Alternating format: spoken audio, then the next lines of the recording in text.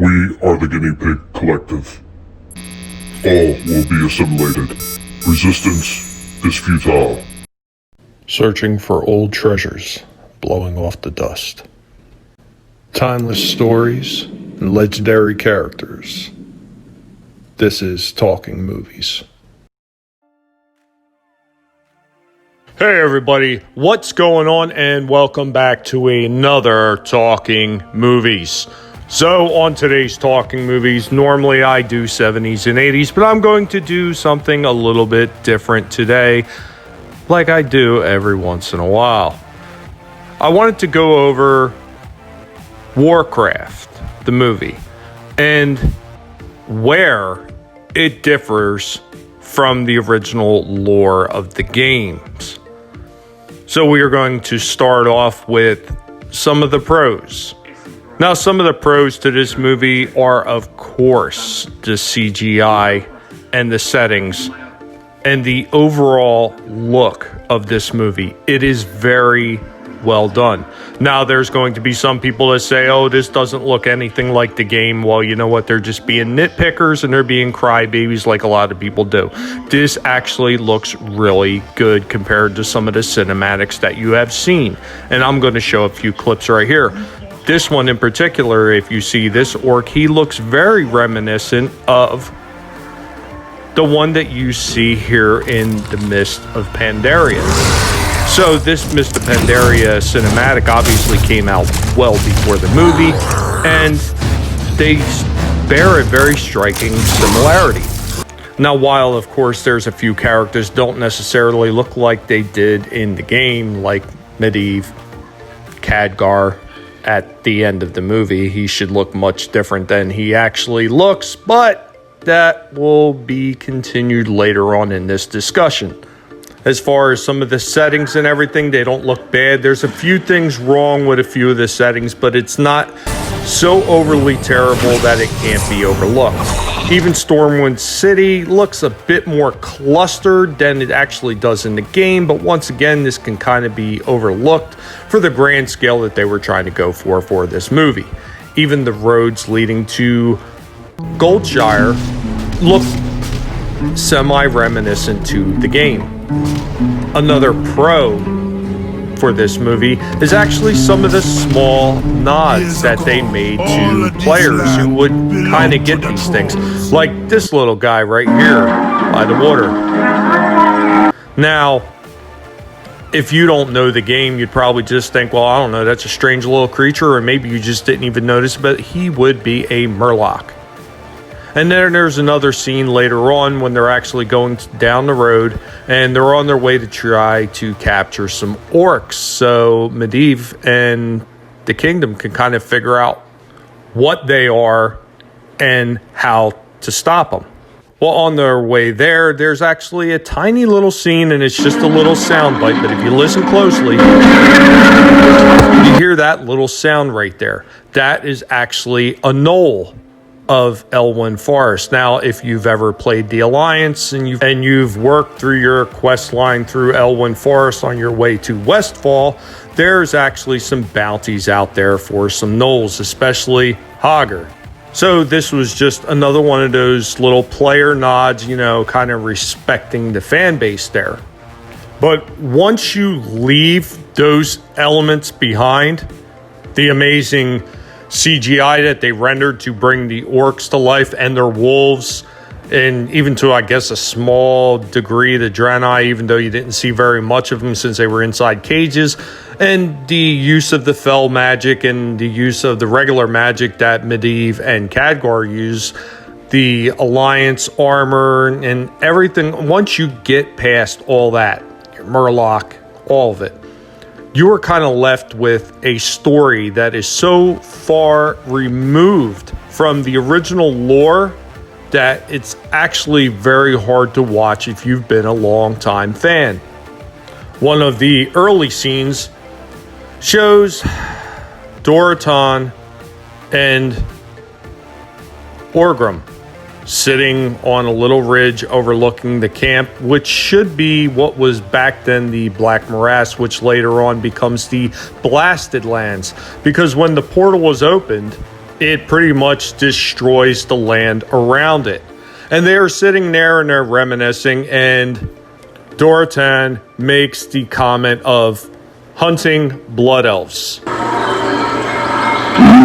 Track blood elves through the frost region. Now, this could never have happened, because the blood elves are actually a subsect of the night elves, and they had never been anywhere other than Azeroth. So the idea that they were on Draenor and that they were hunting blood elves is just absolutely ridiculous. Now, we actually got to take a step back because I missed one. The earliest problem with this movie is actually the dark portal on Draenor's side. Now, Guldan, yes, he did create a portal on the Draenor side, but they make it look like he opened a portal and he just invaded Azeroth. This is absolute horseshit, because Guldan didn't come up with this by himself. Guldan was contacted by Medivh, the guardian of Tirisfal and host to the essence of Sargeras himself, and offered to the Dark Orc Warlock the one thing he truly craved: power and land to conquer. Now you may ask, well, Tommy, I don't know that much about World of Warcraft. Who was Sargeras? Sargeras was actually a titan that fell to the darkness, and he became an agent of evil, and he was defeated by the guardian of Tirisfal at the time, who was Ogwyn. Ogwyn was the mother of Medivh. Now, when she had defeated Sargeras, she didn't completely defeat him, because he wound up invading her unborn child in her womb. So when Medivh was born, the power lay dormant for a while until eventually Sargeras awakened. Medivh went into a 6-year coma, I believe it was. And upon his awakening, he started working on the Dark Portal, and he started sending visions to Medivh and contacting him and tell him he should build a portal on his side, and he was inviting the orcs to Azeroth to conquer it. This was all part of the grand scheme of the Burning Crusade, who are a host of demons who seek to destroy everything. I am not going to get into details of why they want to destroy everything. Maybe I will do that in a later video, but we are going to continue on from here. So the idea that Guldan created the Dark Portal and pretty much just started the whole thing is nonsense, and that's what they show in the movie. The next problem here is Orgrim is listed as a member of the Frostwolf clan. This is just another terrible destruction of lore, because Orgrim was not a Frostwolf. He was actually, in fact, a member of the Black Rock clan underneath Blackhand the Destroyer, who was Orgrim's superior, until after Blackhand's defeat, and Orgrim challenged him and killed him, henceforth claiming the title of the leader of the clan. Another problem in the movie is the implied romantic relationship between Garona and Anduin in the movie is another absolute line of trash. Because in the original lore, and this goes back to the comics that came later on, there was a relationship between Garona and Medivh, which spawned Medan, who was to become the new guardian of Tirisfal. Another problem arises in the movie with the big giant cube, and they call it Aladai. And when Khadgar goes inside, there is a woman in there waiting for him who is supposed to be Aladai, I suppose. Well, in the game, once again, this is completely different. So another destruction of lore right there. Alas, we are not through. There is more. Khadgar's fight with Medivh ends with him looking just about the same as he did when he started the fight, but once again, in the original lore, By the time it was done, he was prematurely aged from the attacks of the fel-powered Medivh, who was essentially Sargeras at that point, and he looked like this. And the other big glaring problem with this one, as compared to the lore, is near the end when Garona stabs King Lane in the neck on the field of battle at the Dark Portal. This never happened.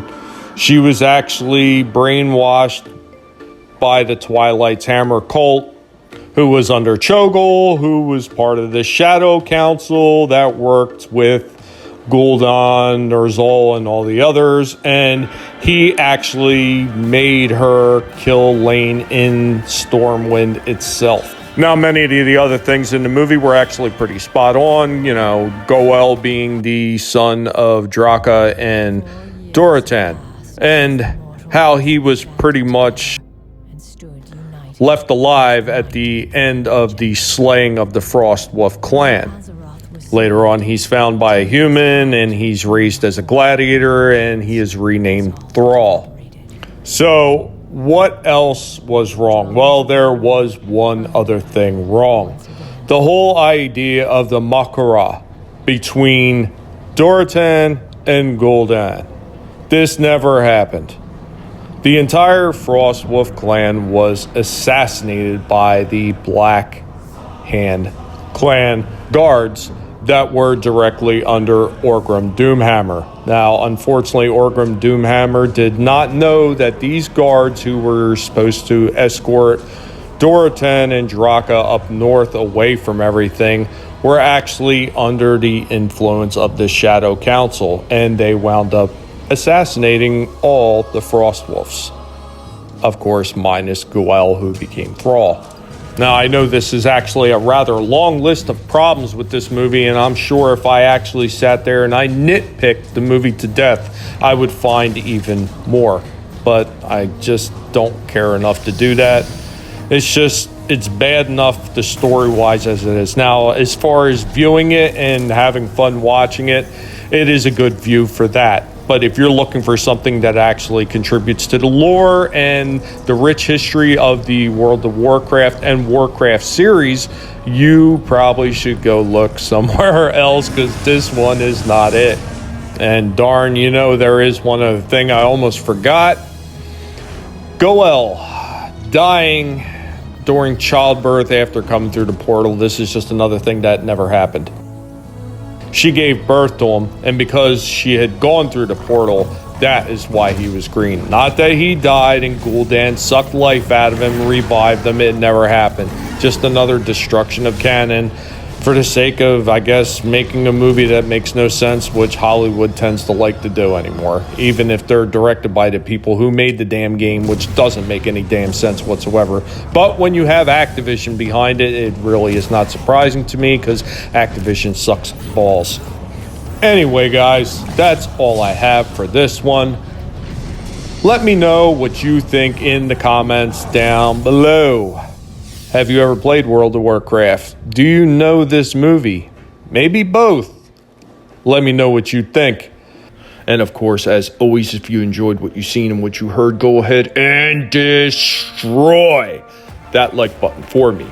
If you are new to the channel, welcome. I hope that you've enjoyed what you've seen so far and that you will consider subscribing. I would greatly appreciate it.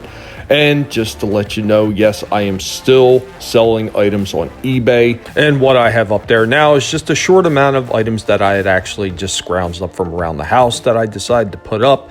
There will be more items going up soon. So if you don't see something now that you like, you may see something that you do like in a few days. Make sure to pass the word along for me. The link to my eBay will be in the description below. The stronghold be a fortress now.